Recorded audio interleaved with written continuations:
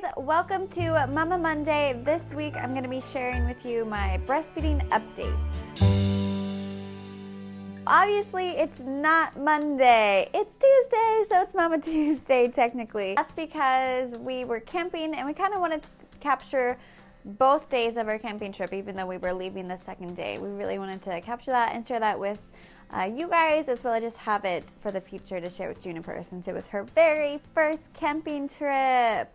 But I'm sure that might happen occasionally where Mama Monday is actually not on Monday, and we'll just roll with it. So we are talking about breastfeeding and my updates. I've shared a little bit off and on about breastfeeding and how it's gone for me, but I really wanted to dedicate a full video to it just because there's just so much to talk about, really. I am solely breastfeeding Juniper, and I have plans to continue to do that, and hopefully that will continue to work out for me.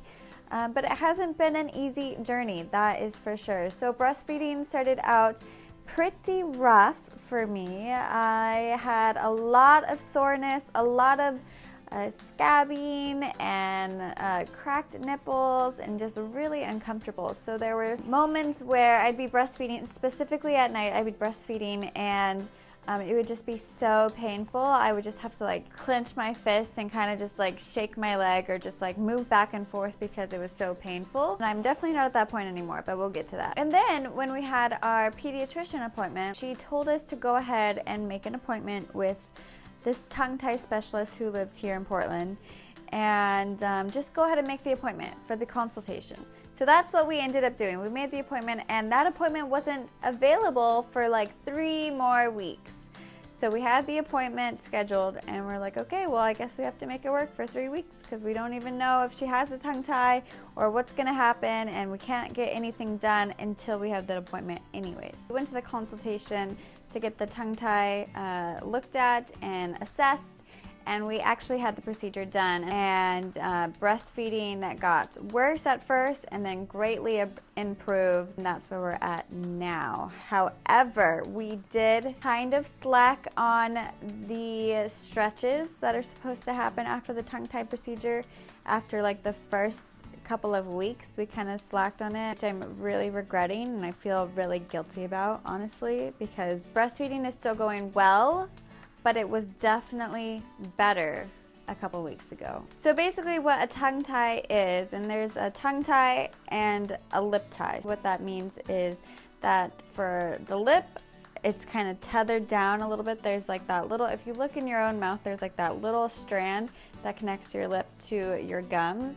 And for some people, that can be super short, so there's not a lot of movement with your lips, so it's hard for like, when babies are breastfeeding, they're supposed to flange out their lips like a fish, kind of, and it can be really hard for them to do that with a lip tie. And the tongue tie is basically the same idea. There's like that little connector that keeps your tongue to the bottom of your mouth where it's attached. And for some people, that's like too long or too short. The way that it's connected, it limits the tongue's mobility, so breastfeeding is more painful for the mother, and also can be harder for the baby to get all of the milk that the baby needs, and it can actually even have long-term effects such as like speech impediments, I believe. When we went to the consultation, June did have a tongue tie, and she even has a tiny bit of a lip tie, but we only got the tongue tie procedure done, which basically there's a couple ways you can do it. Some people really just go in with scissors, like not normal everyday people like pediatricians or professionals. But now they also have lasers, which is what we had done with June. So there's just like a little laser, and it takes like 5 seconds. It's super, super short, and it cuts out this little tiny like diamond shape. So when we looked at the bottom of her tongue, when she would lift it up and we would do these certain stretches to make sure it didn't re-clamp down, there's like this little tiny diamond slit on the bottom of her tongue. And that is basically the tongue tie procedure. I'm sure there's a professional name for it, but I don't really know what it is. And you're supposed to do stretches for like 4 to 6 weeks. You're stretching out the tongue, and then you're rubbing it right on the sore, which is so hard and traumatic, and we hated doing it, and Corbin did it. I didn't do it. I held her down, but Corbin did it, and it was just so traumatic because she's so upset and crying. She stops crying pretty quickly after the stretch, so it's not like it lingers on for pain. but it's just you don't want your baby to be screaming about anything that you are doing to your baby. So it was very hard and traumatic for us, and that's probably why we ended up slacking, which was a bad idea, because the hardest part about these procedures is how quickly they heal, which means if you don't do the stretches properly, they can actually re-clamp down and you have to have it redone. It's pretty common for families to have the tongue tie or lip tie done at least twice, if not more times, just because of how quickly it can heal and it's not healing deep enough. Right now, breastfeeding is still going really well. She is still gaining weight. She's already up past 11 pounds. She's 11 pounds 1 ounce where she was at our appointment. She's probably even a little bit more than that now, but it's still going well. She's definitely getting plenty of milk.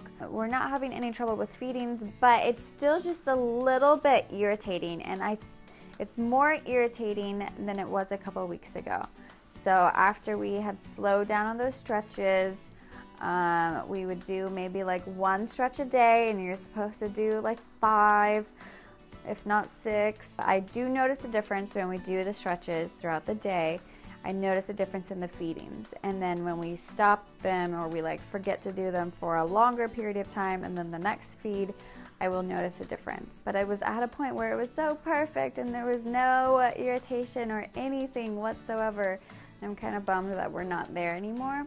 So we're just gonna see what happens. I did want to also talk a little bit more about lactation consultations. Lactation consultations. So I've been to 3 or 4. I'm not 100% sure. The first one felt like a complete waste of time. I'm not gonna lie, I did not enjoy that consultation. I didn't feel like this lady was helpful at all. But then we did see another lactation specialist a couple more times, and we've continued to stick with her. She was just really calming and really reassuring, that was helpful as a new mother trying to learn how to breastfeed and what I'm doing right or what I'm doing wrong. Like, she felt very reassuring and supportive, so that was good. However, ultimately, I don't feel like I have gotten that much help, and I don't know if that is just my experience or if other moms out there feel like that. I just feel like every time I go in to get a consultation, everything either goes really well. So when you go into these consultations, you'll breastfeed your baby, and you'll first weigh your baby without any clothes on, breastfeed, weigh her again or him again and see how much she got, and then breastfeed on the other side and repeat. And basically you're measuring like how much milk the baby is getting. The specialist can kind of analyze and assess like how we're doing breastfeeding, like what is like our setup, and if it looks right, or if she can make some improvements or suggestions. But the thing is every time we would go in, I felt like the breastfeeding, I felt like nursing went so well. Like, even in the very beginning when I had a lot of pain, I would go into these consultations and I would nurse her and it wouldn't hurt at all. So whatever happens in that room doesn't actually reflect my experience at home. So it was really hard for me to get any sort of advice when I would be there at a consultation, and everything would be opposite of what I had been experiencing at home. So there was that. And then I also felt like maybe just because of how well it would go in those consultations, they couldn't really give me a lot of suggestions because they weren't there. They couldn't really see what it was like at home, or I'm not sure. I just didn't feel like I got the help I was looking for. Is that normal? Have you all been to consultations before? Did you feel like they helped a lot? I know that people say how helpful and how important it is to go to these appointments if you're struggling with breastfeeding, but it just, for me, the most beneficial thing that we have done that has helped our breastfeeding experience was just to get the tongue tie procedure. Besides that, I don't feel like we would have gotten to the point where we're at now with just lactation consultations. Finally, I wanted to touch on breastfeeding in public. So I am way over breastfeeding in public, like over my anxiety about it, not over it. I was uncomfortable with it at first, just feeling like I wasn't really used to breastfeeding in general, and then having to do it in public felt really uncomfortable. Now I'm totally fine with breastfeeding in public. I do definitely use the Poncho Baby, which is actually in a Little Wonders video. We'll link it up here. I use the Poncho, and that makes me feel comfortable no matter where I'm at. When Corbin and I were looking to buy a car, I did not even care. We were just like talking face to face with like these car salesmen, and I just like put the poncho on and start breastfeeding. We'll be talking about the car. It doesn't matter. And so I feel totally confident and comfortable with that and doing that. So I think that's made a huge difference, really, is just finding whatever it is that makes you feel comfortable breastfeeding in public. For some moms, that means they can do whatever and they don't need a cover. They just feed and they're totally fine, and they don't care how much attention they get or negative comments from anyone. And I think that's awesome. That's great if that works for you. For me, I just needed something a little bit more. I just didn't need to draw any extra attention to me as a new mom. I'm not in the mood to deal with people's side comments or judgments that I can read on their faces. So for me, the poncho or the blanket or just using some sort of cover in general made me feel a lot more comfortable. So that's where I'm at, breastfeeding in public. So yeah, so that is my breastfeeding update. I hope you all enjoyed it. I'm really grateful that it's working out for us, even if it has been a long process and struggle. Juniper is going to be 8 weeks, so it took some time to get to this point. And I'm just really grateful that we were able to get here. Be sure to leave your comments below about your own breastfeeding experience if you want, if you've had one. It doesn't even have to be breastfeeding, just like feeding your baby. What has your experience been? So leave your comments and thoughts down below, and be where your feet are. Bye.